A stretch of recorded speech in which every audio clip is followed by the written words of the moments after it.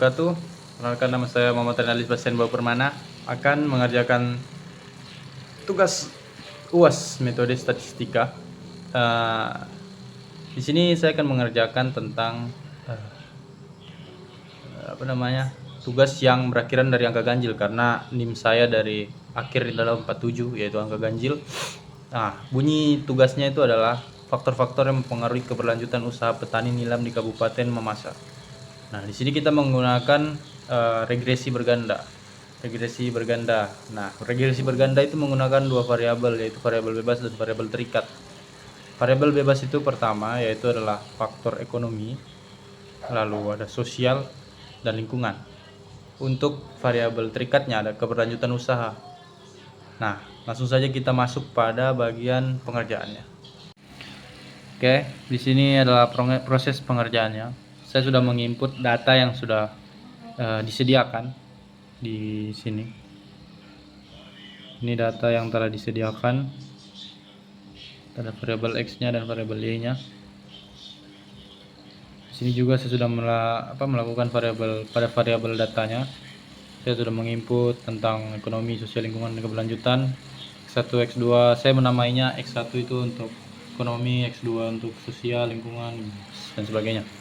Lalu ada data view-nya, kita sudah mengisi data numeriknya. Nah, lalu kita coba pada langkah pertama adalah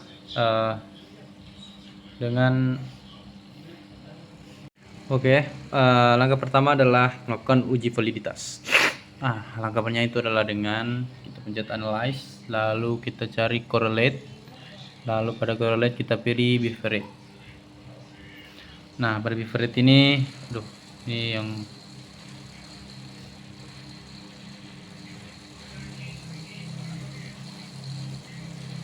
ini tabel semua yang ada di sini, data yang ada di sini kita kasih masuk saja kepada variabel ini. Yang ini satu-satu.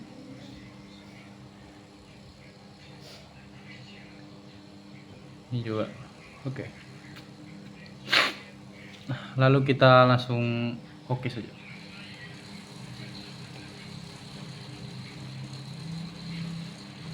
Oke. Nah, di sini kita sudah dapat data validitasnya, korelasinya.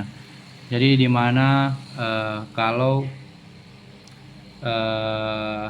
nilai korelasi totalnya ini ada di bawah dari 0,5, maka uji validitasnya sukses. Maka dia tervalid itu datanya tersebut. Baik, setelah validitas sudah diuji, selanjutnya kita menguji reliabilitas. Caranya dengan langkah kita klik lagi analyze, lalu kita pilih scale, lalu reliability analysis, lalu kita kasih masuk saja semua ke dalam sini. Ini kan sudah ada, kasih masuk. Nah, lalu pencet static. Pada static kita pilih scale if item delete, kita pencet lalu continue. Lalu pas kita sudah selesai continue, kita oke kan saja. Nah, inilah, lalu sudah muncul nilai reliabilitas seperti ini.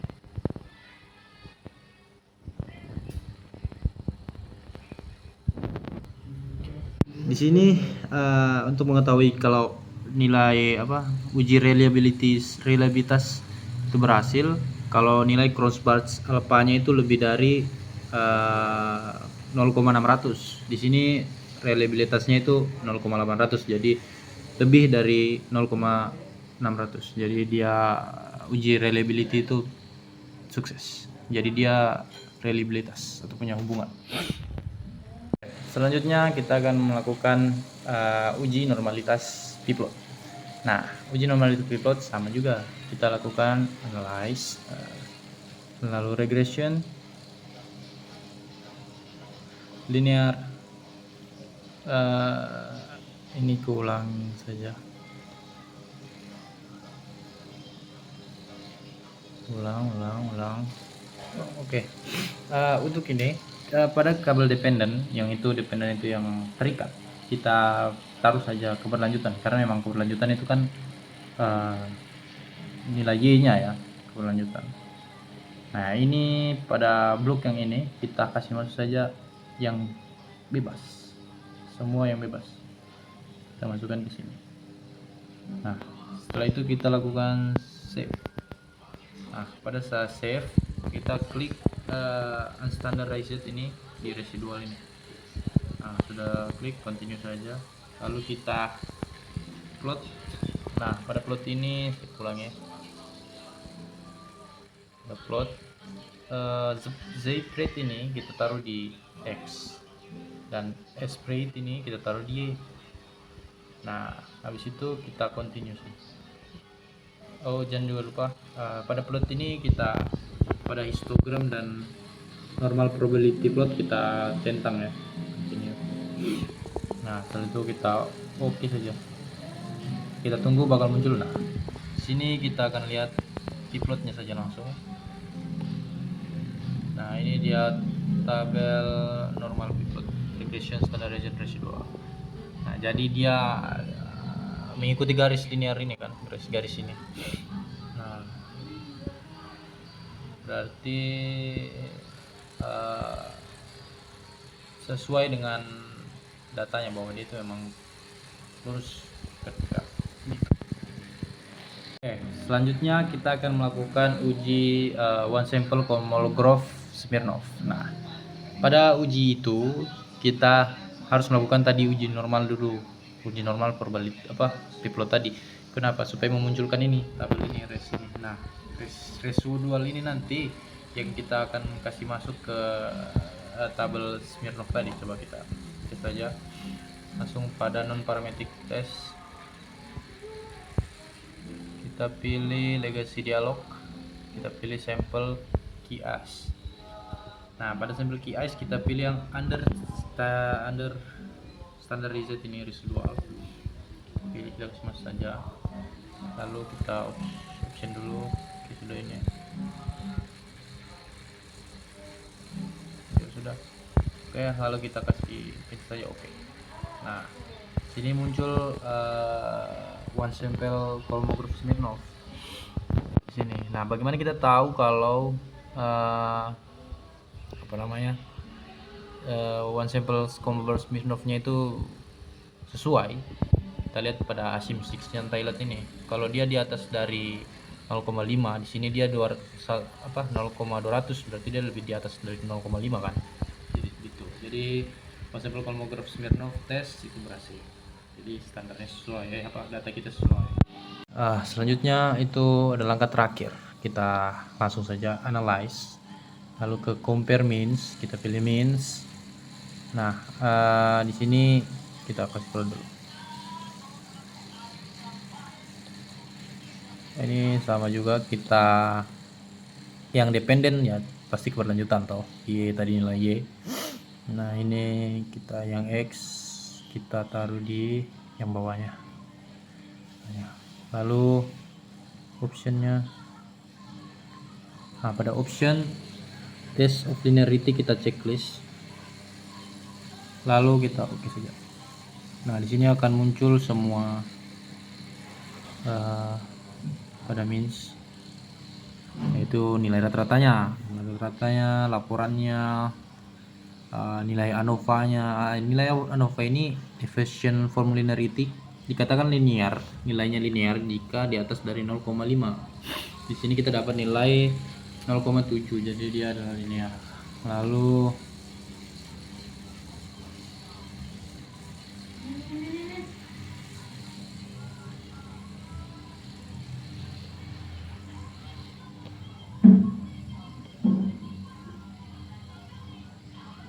ya, ini dia 9,5, berarti linear toh nilainya. Nilai R nya juga dia kan ini pada faktor ekonominya. Kalau nilai ekonominya kita dapatkan dia itu 0,71, jadi dia linear. Dan juga kita dapatkan di sini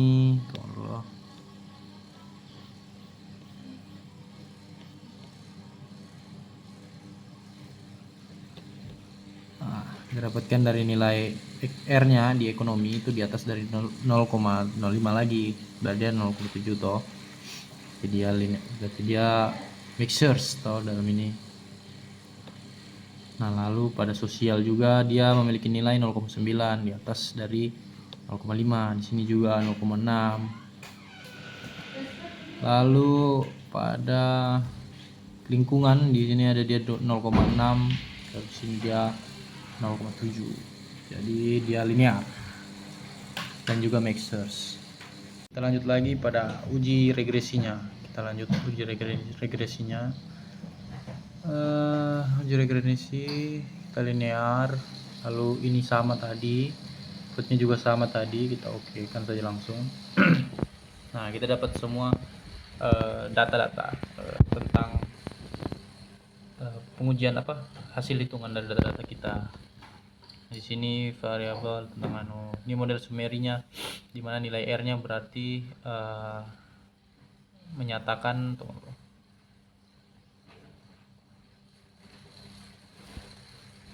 nah, di sini nilai R-nya kan sebesar berapa di sini? Nilai R-nya 8,69, berarti nilai korelasi atau hubungannya itu dikatakan valid untuk data ini. Dikatakan valid karena dia lebih dari 0,6.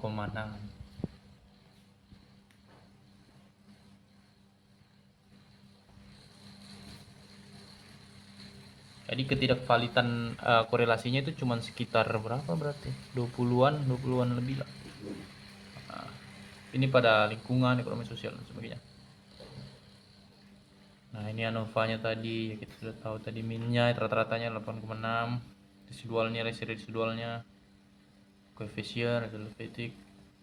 Ini ada histogramnya juga, ini juga p-plotnya tadi. P-plotnya kan sejalan, berarti dia berarti p-plotnya bahwa nilai regresinya itu memang sesuai standar residual. Ini scatter plot tadi kalau nggak salah.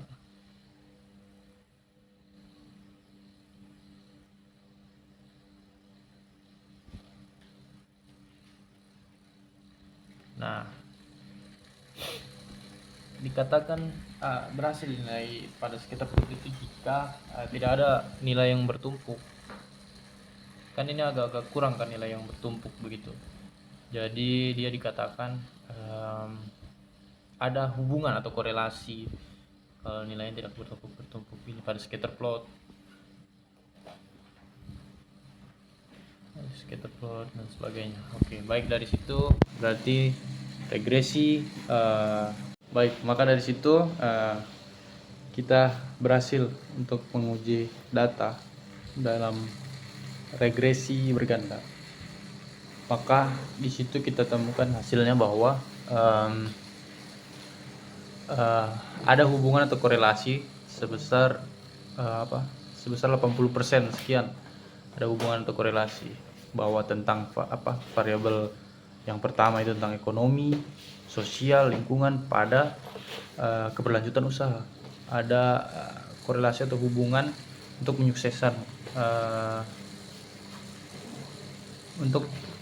menyukseskan usaha petani nilam di Kabupaten Mamasa. Jadi faktor-faktor seperti ekonomi, sosial, lingkungan itu berpengaruh sekitar 80% pada keberlangsungan usaha. Seperti itu.